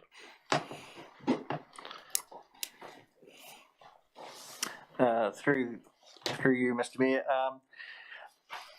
this policy, the rules haven't changed. It's just minor wording, so it's a very high bar to get a building classified as dangerous or unsanitary. We've done it maybe 7 or 8 times in the time I've been here in the last 10 years, and one was actually revoked by MB, where I had said it was unsanitary and not weatherproof, and they disagreed with their experts. But then we worked with the owner to make it weatherproof, and we got the right decision. But it is a very high bar, and with derelict buildings or burnt out buildings, it's really up to FENZ in terms of fire hazard to work on that. We've got nothing. We can't force building owners to maintain them. Councillor Mackay. Mr. Mayor, my question is, because I'm intrigued, in the staff recommendation, minor updates and no consultation. When we go to the policy proposed, in the first kind of paragraphs, one-liners there, special consultative procedure required. So we're going to, if I got it right, in the recommendation, the officers say no consultation, yet once we pass this policy, it's going to say special consultation procedure required. Am I missing something? What am I missing? Mel? Through the chair, if you have a look at point 4 of the cover report, we note that while legislation says that we should use the special consultative procedure, the changes that we're recommending are very minor and don't actually impact on the implementation of the policy. So it's our view that we don't need to consult. Okay, to follow on, if I may, supplementary. Yep. Why don't we say that in the policy, in the draft policy, that under minor changes will not be, consultation will not be required? I think through Mr. Mayor, this is a review of the policy that we're referring to as not requiring consultation. The policy itself is not about its own review. The policy is about the dangerous and unsanitary buildings. Correct. This report, the recommendation that we don't need to consult is on this very minor change to the policy. Correct. Yep. So why don't we say in the policy, if the changes are minor, no need to consult.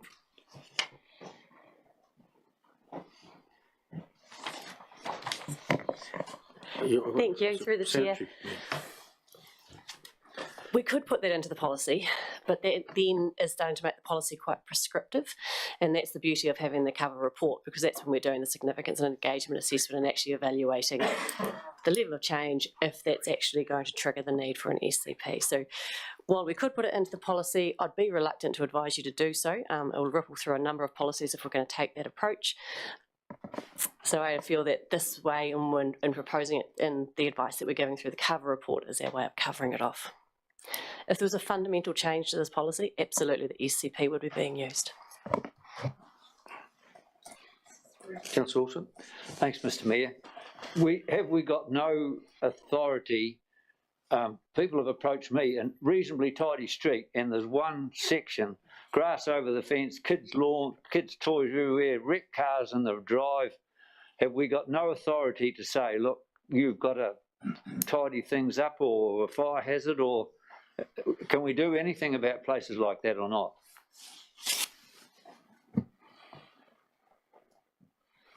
Through the chair, it is very difficult.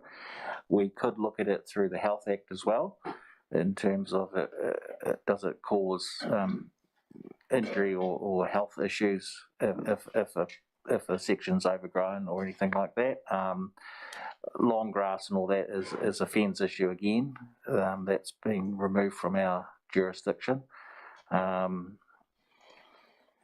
Yeah, it's a very difficult one, councillor. I really struggle with it myself to enforce. Jane? Through you, Mr Mayor, just further to what Michael said, we have taken action previously, mainly through the Health Act, because we've had issues with homes that are extremely dilapidated and are no longer connected to a sewer, or in some instances don't have running water, and they're very difficult to deal with because there are mental health issues involved, where a person has remained living on the site under those conditions with no functioning toilet. That's when we have to try and get help from the hospital, social services and what have you, to try and provide support to the person who's living there while we make alternative arrangements. Even under those situations, it is quite difficult to do. As Michael's mentioned, with overgrown vegetation, we no longer have control over that. That went to FENS, and they have a different standard to what we used to have about overgrown grass and shrubbery. Their bar is that it has to be capable of catching fire by itself. So that's, again, not something we can really deal with. And I don't think the public understand that local government is actually very constrained in what it can do, that we just don't have the powers. There is one situation years ago when I worked for Christchurch City Council where we successfully applied to the court for an order to have a house demolished, and that was under the Resource Management Act. That's extremely difficult to do. It took about 2 years, and I couldn't remember the cost, but it was massive. And that was on the grounds of how it looked from the street. Quite often you'll find with dilapidated homes, they don't look that bad from the street, but they might look absolutely terrible from the neighbours next door, but that cannot be taken into account. That's not considered. Further questions? Would like to move? Councillor Falloon. Councillor Rawlinson. Open for further debate. Being none, put the motion. All in favour, please say aye. Against, carried. Thank you. I'm just going to adjourn for 2 or 3 minutes. I have to leave and go to another appointment. So Councillor McMillan is going to take the chair and conclude the council meeting. I'll leave that for you.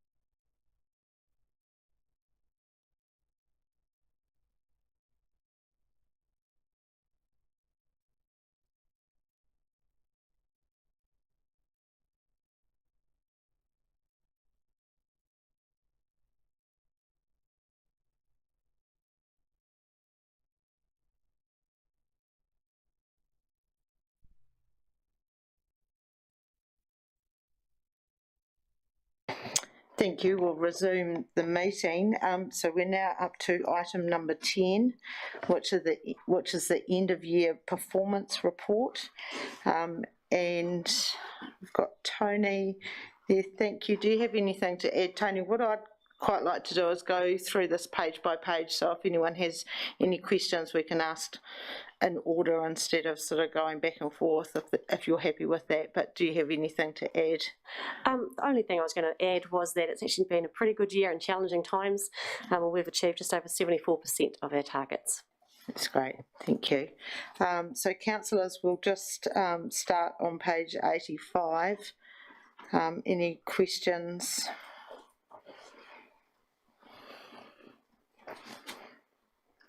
On drinking water measures? No. 86. Councillor Falloon? Yeah, just coming back to 85, when did most of our water schemes lose their protozoal compliance as a case of losing our secure water status? Through the chair, that was with the drinking water standards. As soon as those were implemented, we effectively didn't have that status. Yeah. Thank you. Any questions on page 87, wastewater? 88, stormwater. 89, stock water. 90, transportation.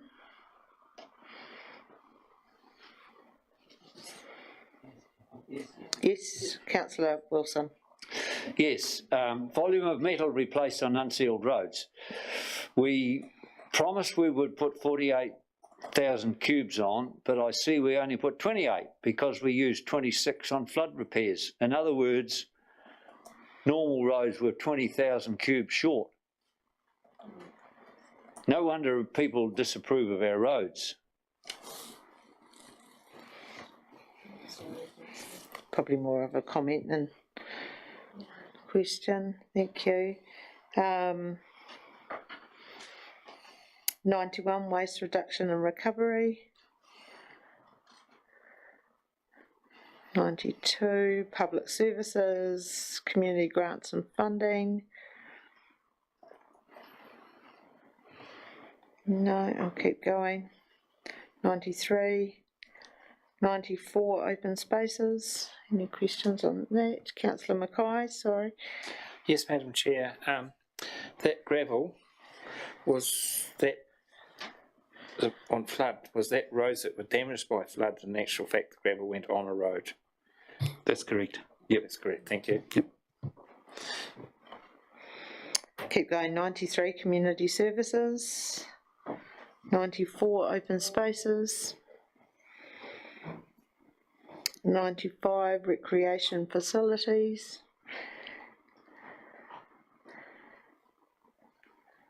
96, regulatory, district planning. 97. I think we get quite a bit of information from our activity briefings, but go to 98.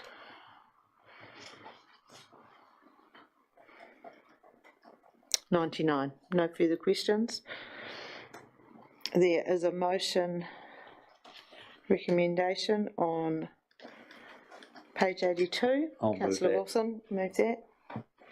Seconder, Councillor Lovett. Any debate? Nope. Put the motion. All those in favour say aye. Against, no. Carried. Thank you. Next up, thank you, Tony.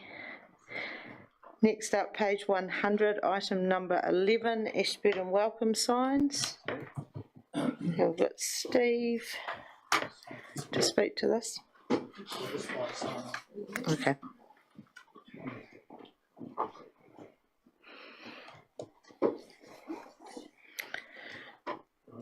Just waiting for Simon to come. Oh, coming through here? Okay. No, I'll wait for this item. We've got the report there with the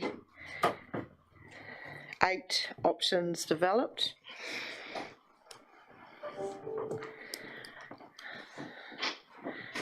Thanks, Simon. Is there anything that you would like to add to your report? No, nothing else to add, thanks. Any questions? Councillor Mackay. Yes, Madam Chair. What actually really happened here? Obviously the budget wasn't big enough to do the whole project, or did we spend too much on a consultant to work out some signage? Because this council not seeing this project through could mean that the work done to date could be pushed to one side by a new council. That's why I'm asking the question. What really did happen? Okay, I'll go to Steve. Why did we run out of money on this one? Thank you, Madam Chair. Just to answer that question, the budget didn't run out. There was no budget set aside for this project.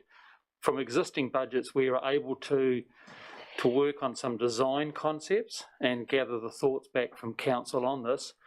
The report's indicating that these are the results of the surveys, this is the results of some of the designs we've had done, and indicating that if council are sort of supportive of it, the way to get the money would be for the next incoming council to consider this as part of the next annual plan process. That's where the big dollars is actually the construction and the placement of these signs. Okay, my supplementary question is that councillors might like to consider in the next few moments is where we get the money from. How about reserves is my question. Thank you, Councillor Falloon. My question is are we going to go out with the final designs and consult with the community on this one? Steve? Through you, Madam Chair, again, if we do this project, or as council considers this project as part of the annual plan process, then we would be going out and consulting with the community on it and to get the feedback. We haven't done a business case and full costings on the project yet because sites have to be determined exactly where it's to go and then do the costings. But that would be the first port of call, would be to judge what the feel was, and the best way we felt was probably through an annual plan process. I've got a question. Is there any way that the signage could be funded from a service club, from a group, someone like that, instead of it being a council project? We've done all the background, present these ideas forward, and maybe someone else might pick it up. Through Madam Chair, certainly. This could be picked up by an external provider or a service club or whatever. And a number of areas in New Zealand I can think of, that's how these projects have got off the ground. Thank you. Councillor Brown. Thank you, Madam Chair. Simon, just can you explain to me, there is the A, or whatever you call it, the Ashburton A has the most votes, basically 4 out of 10. So is that the one we're going to do, or are the 3 we picked for consultation? How's this going from here? So the decision to send this out to you was made at the workshop, if you remember. Yep. Earlier on in the year. That's a council decision, I think, as to how you want to sort of, go out to the public. Whether you minded to go out with just the A, which was your preference as a group, or whether you want to put the top 3 out for consultation and see if there's other ideas. I think we've got to a point where we've got some evidence. We've had some preliminary work done. You've had a view as council. Really, it's the budget. We don't have $150,000 available for the 2 signs. As Steve said, that would be a business case to the next LTP.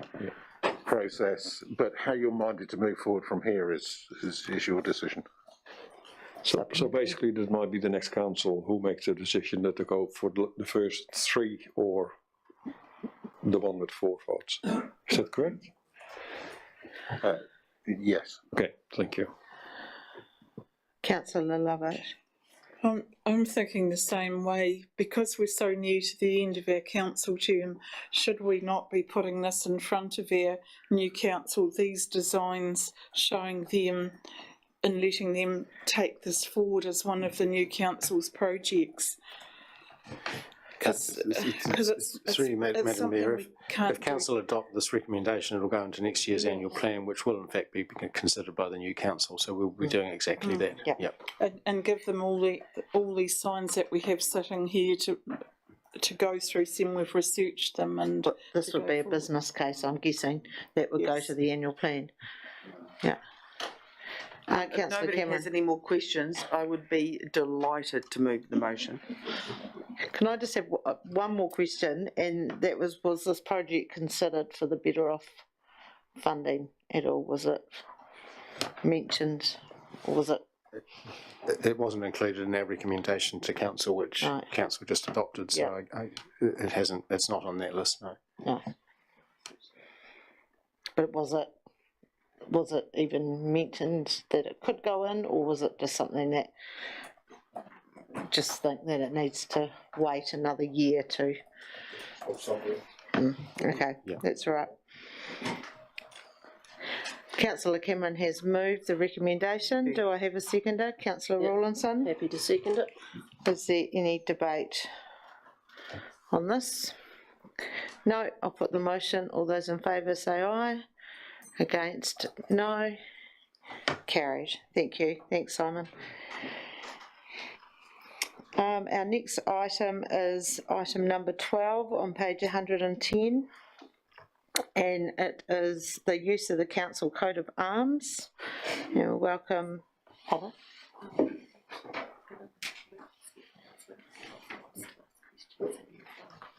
Yeah. Okay. Thank you. Thank you, Tanya, and we do have Luke here, so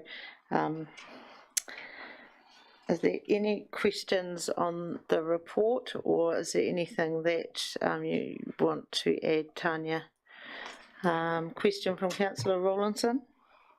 Yes, just on page 115, in terms of the specific elements of the coat of arms, I had a bit of a chuckle. The first comment was the muzzled bear's head comes from Lord Ashburton, but to me the muzzled bear's head looks very much like a horse's head with a halter on it. Being a horse person, I can't see how that looks like a bear.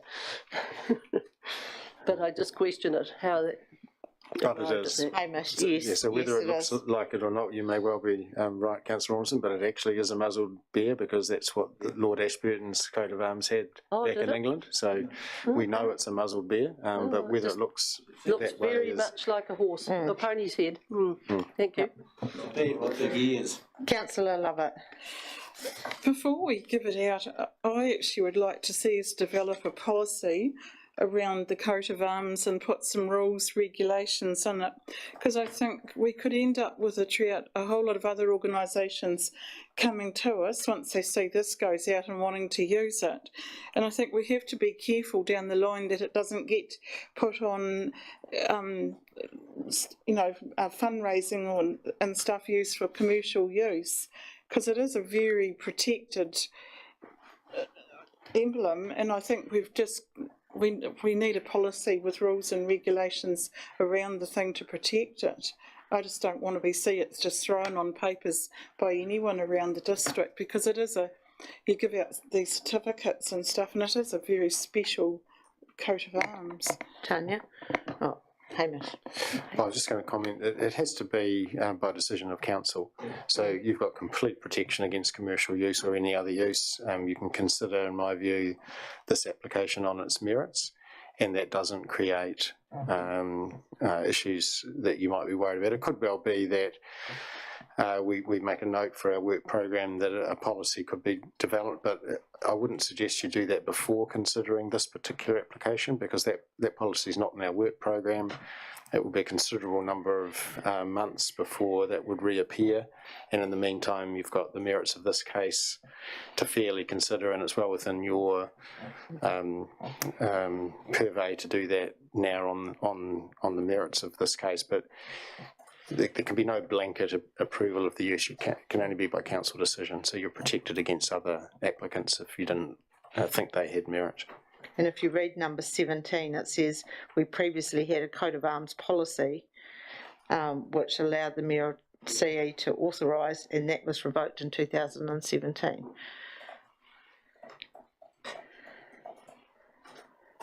Councillor Mackay. Can I move? You can. Yes. No further questions? No. Councillor Brahma, you second. Madam Chair, it gives me great pleasure to move this recommendation, and I urge councillors to vote for it. The Air Cadets would have much mana if they could have this official recognition from council, and the job that they do and the role that they perform in this town, I think, is beyond repute. And I have been to a number of parades, and I've also witnessed 3, I think it is, young people that have come into this organisation, and they have turned out to be fine, upstanding citizens because of this organisation. And I think it's great that the way it is, it's a special decision of council that this can be or cannot be dealt with. I know one instance when I went on a trip to China, I took a number of the blocks of wood with the coat of arms on that we had, and I gave them away to sister cities and government, very careful to only give them to government organisations, and they straight away went in the cabinet. It was not a tea towel, it was not a picture, it was a coat of arms of Ashburton, and they were highly respected as official gifts of that trip. And I have had the opportunity to see a photograph 3 years ago of that cabinet, and that coat of arms was still in there. So it advertises New Zealand around the world, especially Ashburton, but it has to be used only in government functions. And I think the Air Cadets, as part of the services of New Zealand, are a more than worthy cause, and what they do for the town. I fully support and ask you to fully support this recommendation. Thank you. Councillor Brown. Yeah, speaking in favour as well for the same reason. Ex-Dutch sergeant, I know it's quite important for the younger ones to have something to look at and to treasure. Any further speakers for or against? If not, I'll put the motion. All those in favour say aye. Against? No. Carried. Thank you. Thanks, Tanya.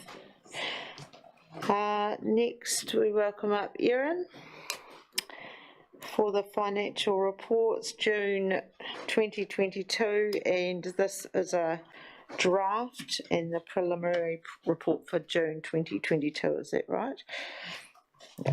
Yes, that's correct. So we'll take this. This is a preliminary report, so it's the first draft report prepared to a management level, and at the point where it was produced, there's further work that's being carried out for annual reporting. And I'll take the report as being read. Thank you. Should we just go through this again, page by page? Oh,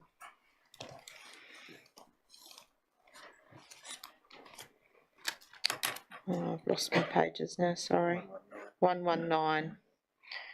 Jumped forwards for some reason.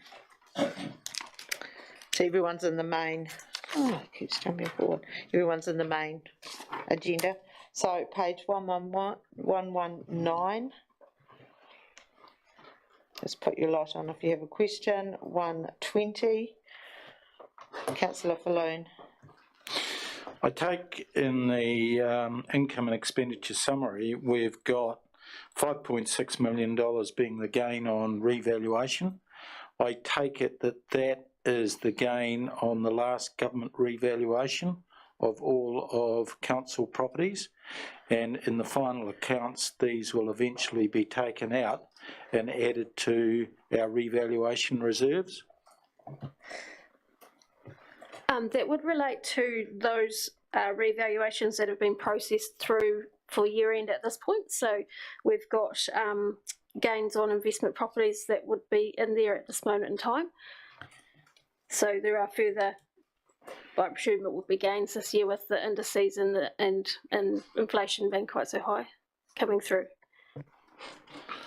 So very much it's a draft of the draft at this stage.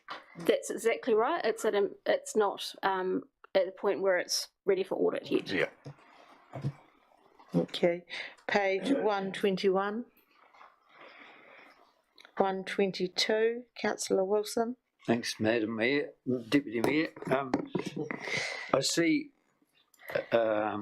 transportation capital expenditure. We didn't need to borrow. Loan required was lower than originally budgeted. I thought we were pretty stretched as far as roading goes with the extra flooding and put 1.7 million in. Why did we not use the total amount that we'd budgeted on borrowing? Through the chair, the 1.7 is relating to the 22-23 year that we were talking about during the annual plan. There was 300,000 that was passed to come through in this year. Yeah. Do you have a supplementary, Councillor Wilson? But it says there, loans required will be lower than originally budgeted. Did we forecast to spend more capital than we actually borrowed? Neil, do you want to answer I can add, when we budgeted for the CBD, we did budget on a worst case scenario with loans, and we identified that we may need more loans. And as it turned out, we got some more subsidy than what we expected, so we didn't need to draw on the loans that we had originally intended.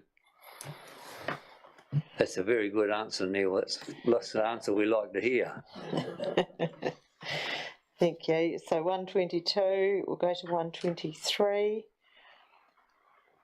124, 125,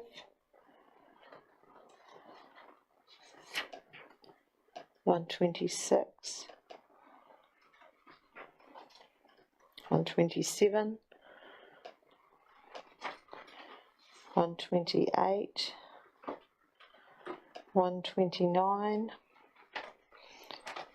130, stock water 131, 132. Sorry, Councillor Mackay. Madam Chair, could I please have further explanation? Go to the reason for the variance in the stock water. The budget relates to the provision of fish screens. Now, I've had a letter from the regulator to say that we have to do something about the fish screens, but in the meantime, before we got the letter, we actually moved the money elsewhere. So how much notice are we going to take of the regulator in their letter that they've sent to us, if any? Through the chair, we have responded to that notice, and I think yesterday or the day before we've been invited to a meeting with them to discuss this further about the fish screens and the way forward. So what's our preliminary answer when we're asked if we've still got the money? So the money, as Mr. Guthrie mentioned in his last report, is that we were, in terms of the budget, we replied back to ECAN saying that we have got money in the budget to undertake investigations and perhaps design of the fish screens.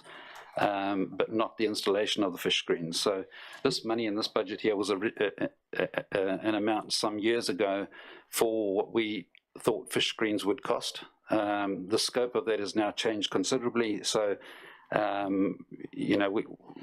hence we haven't budgeted any further, and we've delayed until we can get to the bottom of whether we can close intakes and thereby not install fish screens.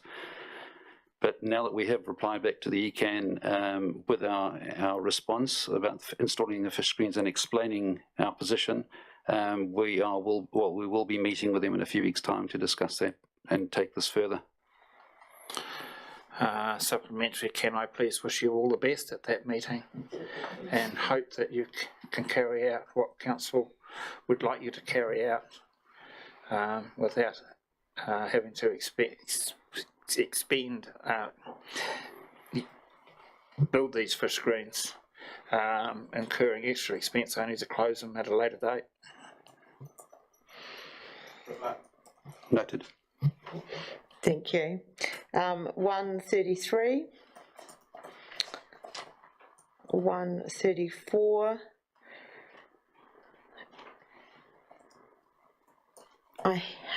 Erin, I had a question from the Mayor regarding the 404,000 unfavourable and whether we should just be keeping an eye on what's happening. I think those were his words. I don't know whether Neil has anything to add or... Yes, this is largely driven by the cost fluctuation. Waste collection is largely, involves fuel and costs and trucks, and the cost of fuel has increased, and the consequential cost fluctuations to the contract have increased above what we had allowed for in the budget. So it's something we will need to consider going forward with our future budgets. It is a factor for our solid waste collection contract. Thank you. Councillor Wilson. Thanks, Madam. The 35,000 for management of the Hines Close landfill, it's been closed 20 years. How long, what do we have to still do to it? I thought it would have been well and truly dead now. Yes, so we have to still monitor and report on closed landfills, and ECAN have been in contact with us, and they are requiring more information and more reports and more detail. So we have to keep a budget to continue reporting and providing the information to them. Thank you. We'll keep going. Page 135. 136, 137, 138, 139, 140, 141, economic development, 142, 143, 144, parks and open spaces, 144, 145, 146, 147, 148, I'll just keep going, 149, 150, 151, 152, 153, 54, 155. Councillor Cameron. I want to go all the way back. Oh, you don't. Madam Chair, I do indeed. To page 140, reserves and camping grounds. 15 favourable, 1.5 million favourable. 1.5 million was budgeted for the West Street car park. This will remain unspent at year end and be subject to a carryover request. Investigation has started. Can we have some elaboration on that investigation? Is that through a resource consent to see if we can put a car park there, or is that what that investigation is? Correct. Hamish. Okay. Oh, and it also involves lease discussions continuing with Kiwi Rail to actually get access to the land. Okay, thank you. Councillor Wilson, what page are you on? 143. Okay. Commercial property. 2.3 expenditure regarding purchase of property for the second bridge. How come that's there when we only passed last meeting to go ahead to instigate the purchase of the approach to people that hadn't? This was a bit preemptive, was it? That money was put in the beginning of the year when we hadn't actually decided to approach them. Correct, they may have approached us, so we still had provision to buy the property. Okay, I've forgotten what page we were on. 155, thank you. Oh, no, you're back to what page? No, we're not going too far away. We're going to page 143 on Stella. Economic development, capital income, commercial property. No, that's wrong. That's not what I want to go to. Oh, it is basically. Sale of Glasgow lease properties are 2.4 million above budget. We are developing a strategy, a policy, a decision making around what we're going to do with that revenue in terms of investment for our ratepayers. What's our ETA on that? Do we have any sort of timeline around that? Hamish. No, I'd have to get back to you, I'm sorry. Shall I leave that with you, Hamish? Yeah. Thank you. Thank you. Anything else, any other pages before 155? I'm going. Okay, 155, 156, balance sheet, councillor Falloon. Yeah, just a question. Why have our accruals blown out from $4 million to $10.6 million? Is that just a timing thing, or what has gone into accruals? Where are you, John? 156. Erin? Through the chair, I'll have to check that out because that does seem rather high. They will be higher at year end, but that does seem quite high. So I'll chase it up and see what's going on there. Thank you. 157. Councillor Falloon. I see this current year we've borrowed $20 million and we've still got $20 million, that's on page 157. If you go down to page 159, we've still got $18 million sitting on term deposit at quite good rates. The question I have though is, was the decision made to borrow that extra money back in May to stave off further interest rate rises that we're about to get when we knew we could get a reasonable deposit rate, so we're playing an arbitrage of less than 50 points? Through the chair, that wasn't actually the plan. It was to do with us needing to move our internal debt to external, and so that's the reason. The timing was good because of the low rates compared to now, but generally that wasn't the intention. Page 160. And then page 161, we've got the EA Network Centre. Any questions on that?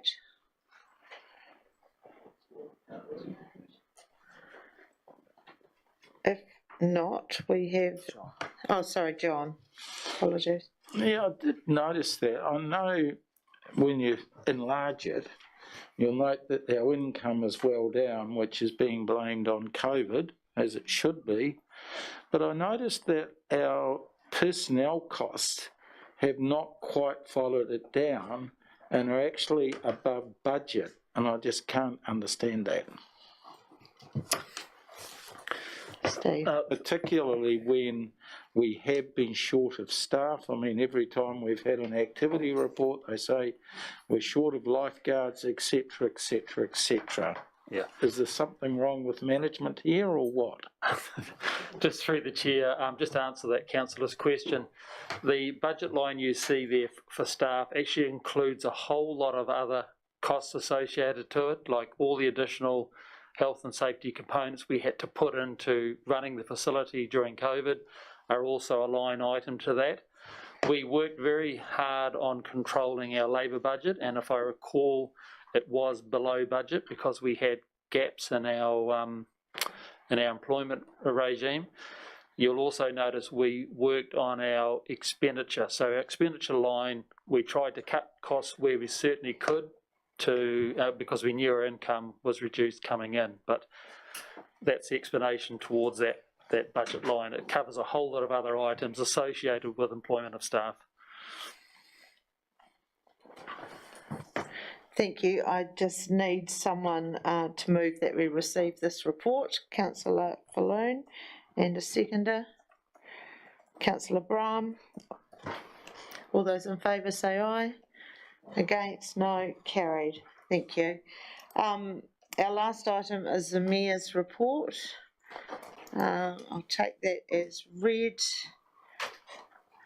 Councillor Brahm. No. Thanks, Erin.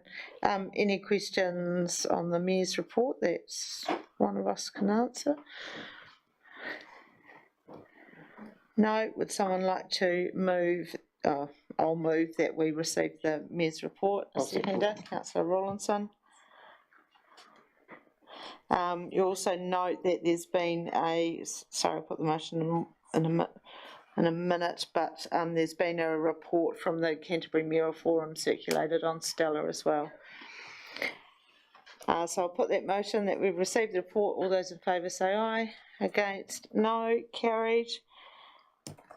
It will be afternoon tea time, yes. Councillor Mackay? That Mayor's report, do we discuss that or not? The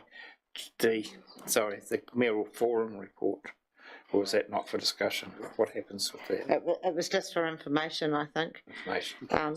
You can discuss it if you wish, but and Hamish would have attended those meetings, but obviously with Neil not being here, happy to. I just noted with glee, Madam Chair, that we're going to be wetter in climate change than what we, in our climate change policy, which was taken from the Mayoral Forum a year ago or 2 years ago, than first anticipated. And I was delighted. We're going to be wetter in the summer and wetter in the winter. Excellent. Thank you. According to that Mayoral report. Thanks for that comment. So we will break for afternoon tea. Do we move into public excluded now? Yeah, so when we return, we'll be going straight into public excluded. So back here about 3:30. Is that okay? Yep. Thank you.